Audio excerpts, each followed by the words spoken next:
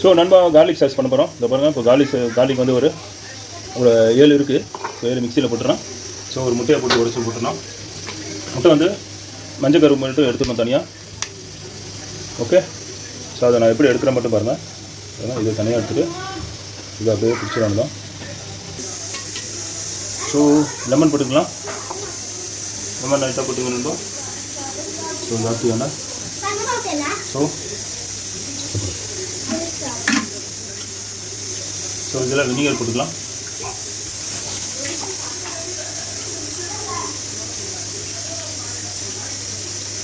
So vinegar ஒரு spoon, ஒரு 1/2 spoon போட்டுக்கலாம். அவ்வளோதான். ஸோ ஸ்டாப் பண்ணிடுறேன். ஸோ நண்பா இதில் குக்கிங் ஆயிலும் ஆட் பண்ணிக்க வேண்டியதான். 1 ஸ்பூன். ஸோ அவ்வளோதான்.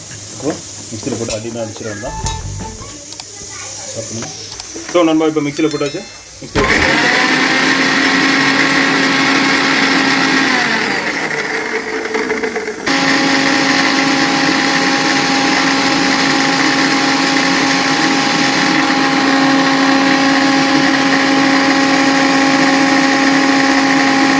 ஆயில் கொஞ்சம் ஊற்றிக்கலாம்.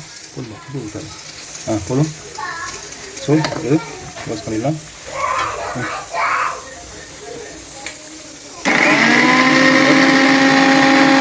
போடுங்க நண்பா. ஸோ பாருங்கள் நண்பா, ஆயில் கொஞ்சம் ஆட் பண்ணுறாரு. ஓகே.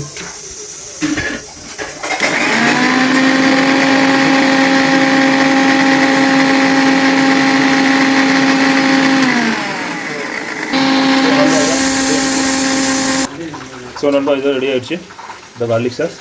ஸோ பார்க்குறதுக்கு செமையாக இருக்குது பாருங்கள். இது கொஞ்சம் ஃப்ரிட்ஜில் வச்சிங்கன்னா கெட்டியாகிடும். அவ்வளோதான் மேட்டர்.